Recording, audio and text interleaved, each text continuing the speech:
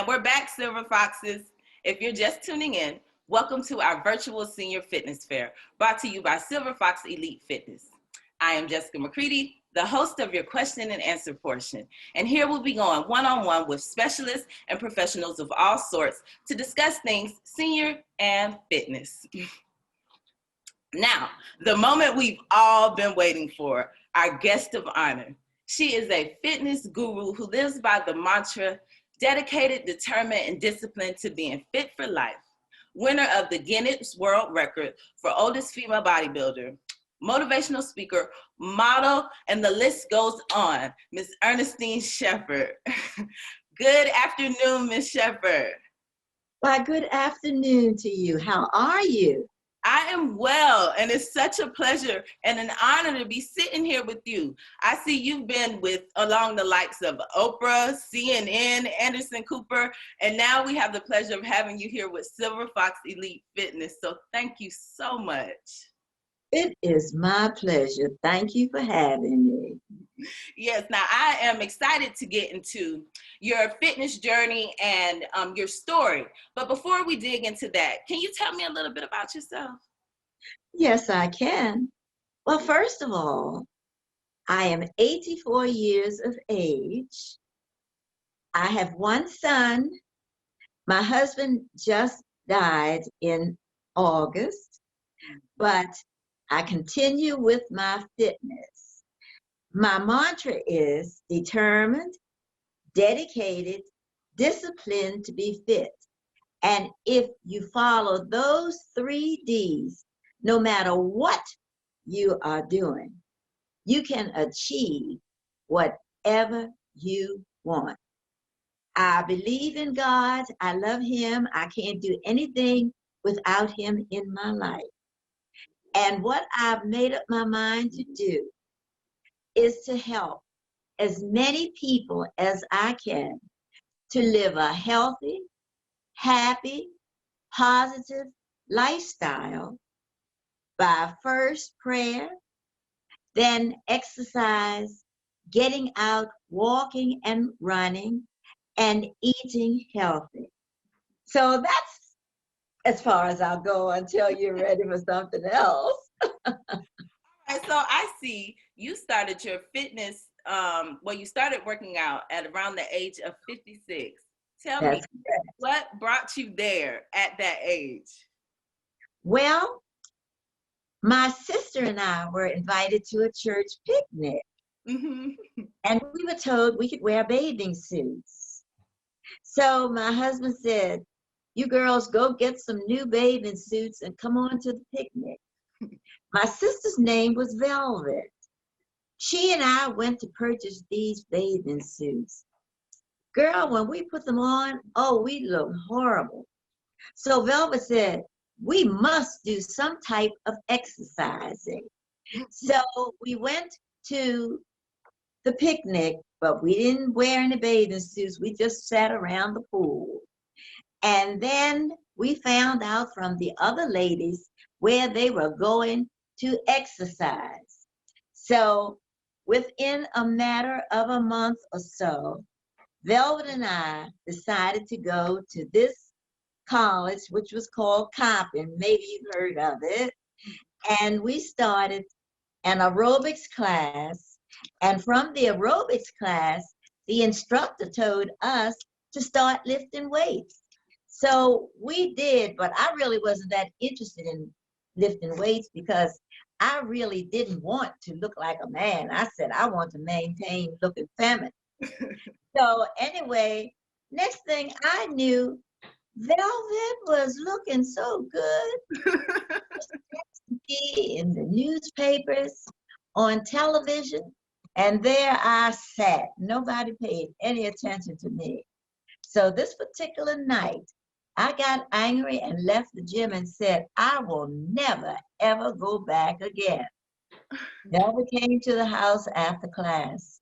She said, if you want this joy that I'm having, you had better get busy and start working out. So I did. And that's how it all started. She and I were a team. However, we worked out for a while. And after a while, Velvet said to me, if something were to happen to me, could you continue what we started? I said, vice versa. If something were to happen to me, would you continue?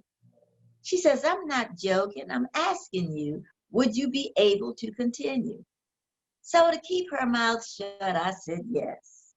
Well, little did I know that Velvet was sick. She kept getting headaches, and then finally she told me about it. And then the next thing she told me that she was having trouble seeing out of one eye. The next time she told me, oh my goodness, I just didn't know who I was this particular morning, but I feel better. So I said to her, I'm tired of this. You had better go to the hospital. So we got to the hospital. I said, you want me to get a wheelchair for you to go in? She says, no, I'll walk in. She walked in and they asked her at the desk what was wrong. She told them. They took her immediately and they took her in the back room and they examined her. The doctors came out and told my parents and my sister that Velvet had a brain aneurysm and that it had already burst. And when Velvet told me, it felt like water was running in her head. That was the blood running because the aneurysm had already burst. And it really wasn't that much they could do for her because everything was just too far gone. So she didn't want to be put on life support. So she died right then and there. When she died, I ran around the hospital and screamed and cried and said, now I don't have anyone. What am I going to do? I ended up suffering with anxiety and depression. I couldn't do anything. All I could do was sit home and grieve. And then with the anxiety and depression, I had to go to the hospital for them to treat me. And every time I came, they knew just what I wanted and they took care of me. But I was really very, very unhappy. And I just didn't want to do anything. But one night, I had gone to bed and it was very quiet. And Velvet came to me in a dream. And she said to me, you are not doing what I asked you to do. Get up and do what I asked you to do. Well, I looked all around. I didn't see anyone. And I said, could that have been Velvet that came to me? And I just sat there. And then finally, the next morning, I thought about it again. And I said, yes, it was Velvet. But I still didn't do anything. It took me a while to get myself together. Then finally, I heard there was a church that was having some type of service there, that you could go in and sit and listen to the service. And if you had anything you wanted to add, you could get up and speak. So I went to this particular church and I sat on the very back pew. And I said to myself, if these people get on my nerves, I can get out of here and go home. Well, I sat there and all of a sudden, the organist started playing a song that Velvet loved. And I sat there and I listened and I listened.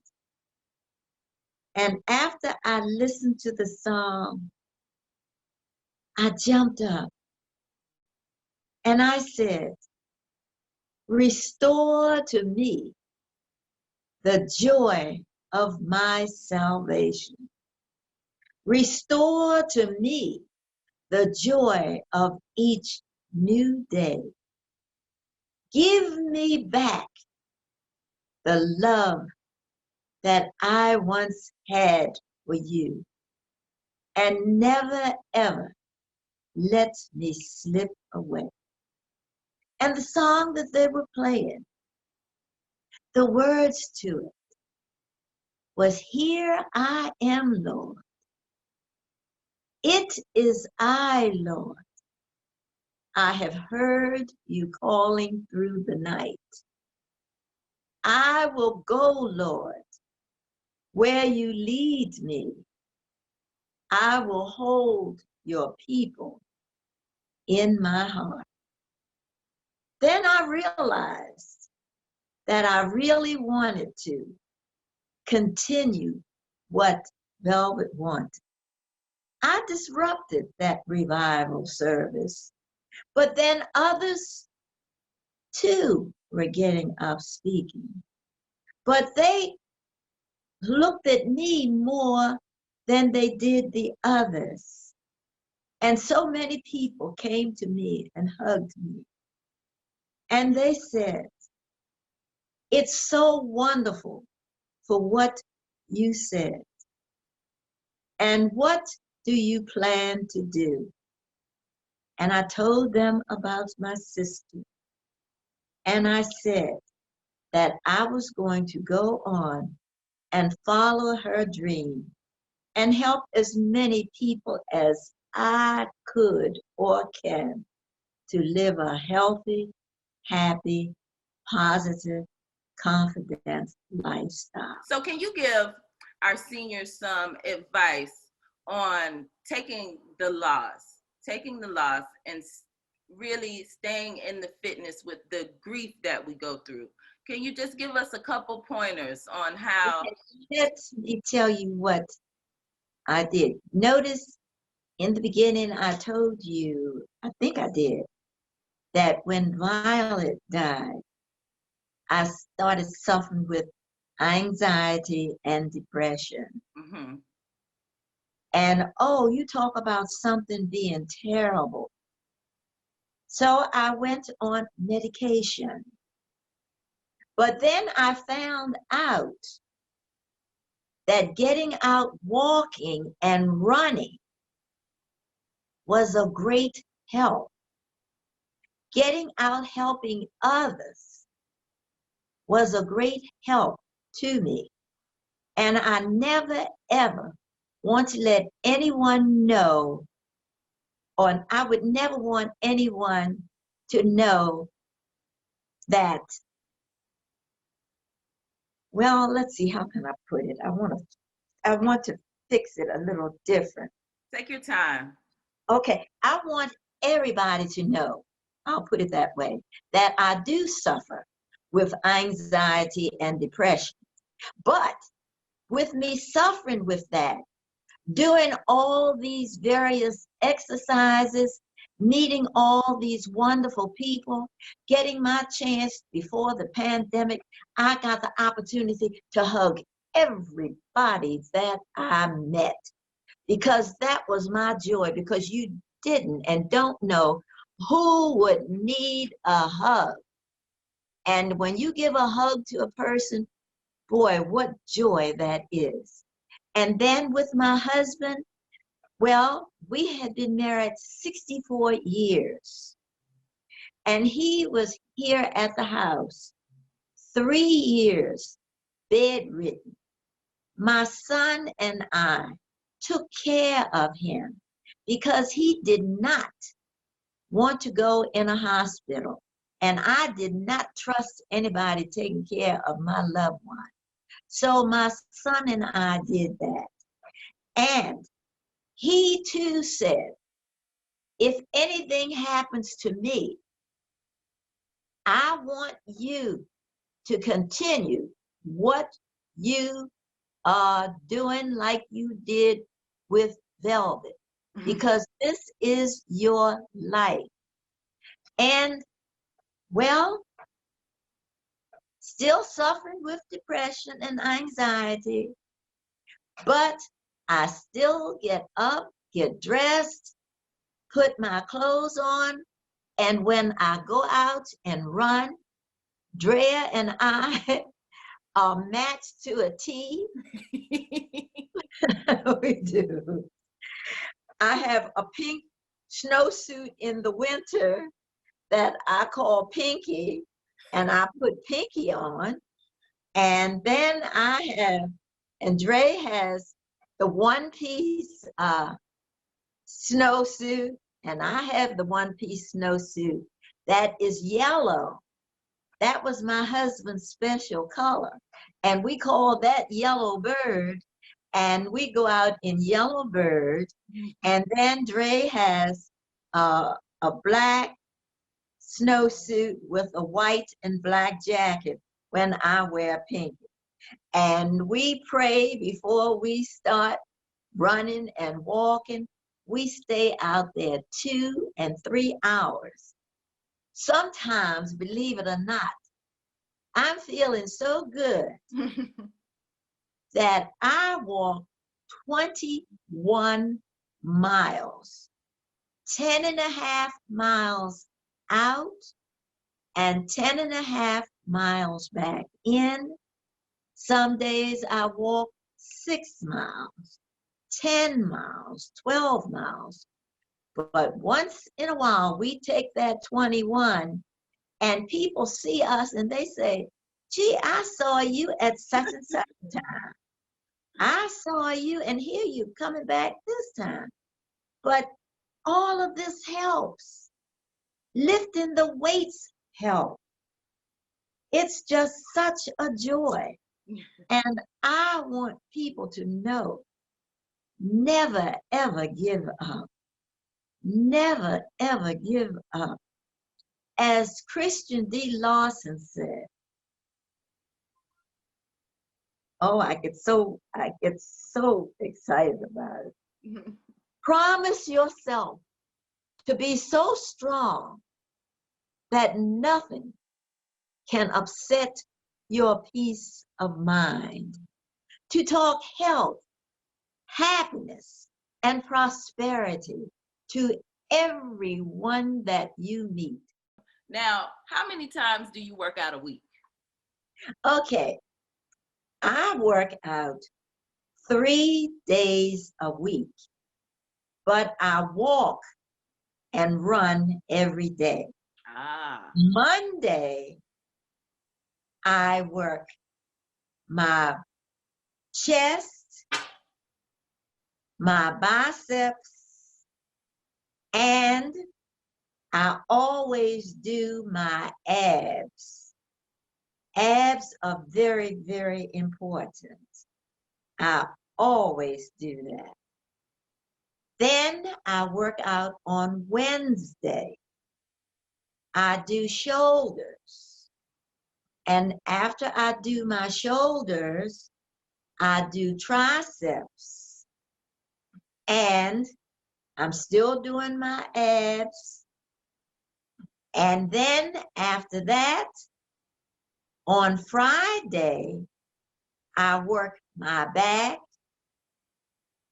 I do my abs. I do, again, like I said, those abs are always in there. And we have to work our glutes. I work my glutes because you want them to be tight. And I work my legs because I want them to be tight. And then I still go, as I mentioned, I go out and walk and run. But still, when we finish, we'll get on either the stationary bikes or the slim cycles, and we ride back. And that's what we do. And I don't miss doing that at any time, because that's what I promised I would do. And I have to stick to what I say that I'm going to do, because I can't live a lie. I've got to tell the truth. And that's what I do. Determined, dedicated, and disciplined. And discipline, yes, be fit. Now, can you talk to us about the importance of our seniors really taking their fitness seriously? Where's that importance on a one-on-one level? Like, what is the importance in that? First of all, what now that I don't have my classes, and then when I had my classes, I always told my seniors, you need to get out and walk. I'm not saying walk as many miles as I walk, but get out and walk. That helps you with your high blood pressure. You'd be surprised what that can do for you with high blood pressure. It brings it down. Then after you walk, then you begin lifting weights, light weights, not anything too heavy, just light weights in the beginning to get your body acclimated to lifting weights. And then after you get your body acclimated to lifting weights, then of course, I want you to do your abs. That's very important to do.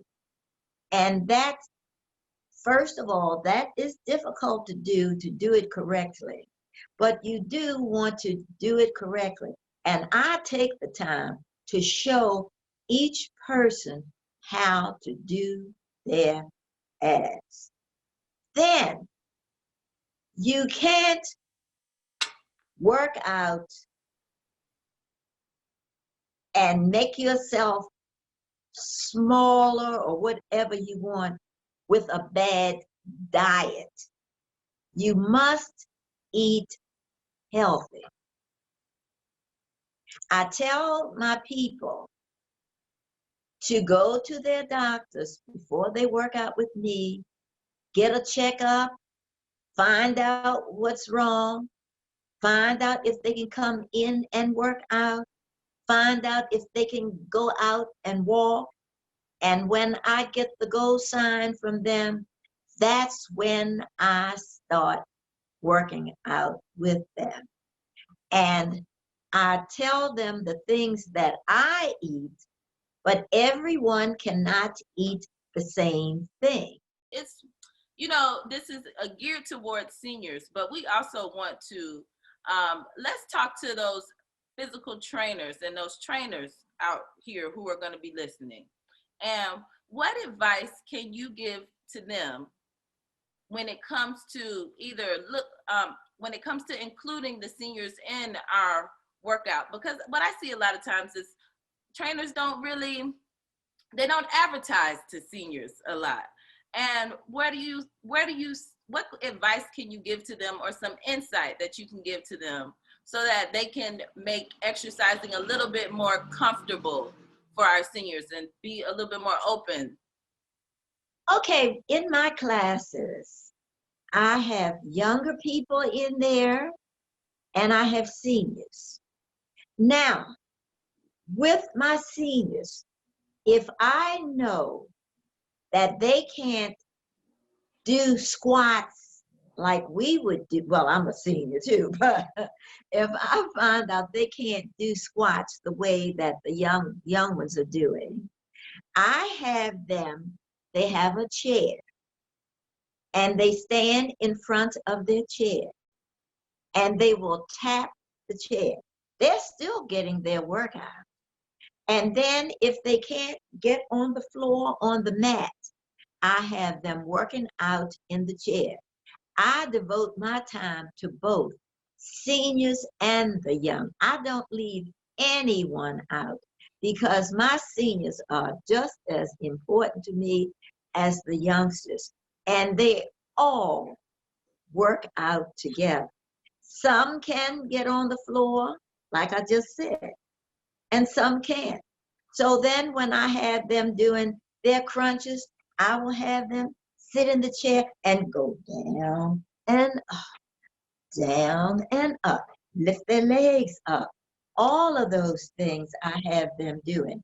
And they do get fit. And they say, oh, Miss Ernie, I never thought I could be doing what I'm doing. Then what they'll do when they get tired of standing, then if they can't lie on the mat, then they sit on the mat and fold their legs, and then they will be lifting their weights, arms up, lifting. I leave no one out, no one. And I love them so much. I do wish that when this pandemic is over, that I would get the opportunity to meet you in person.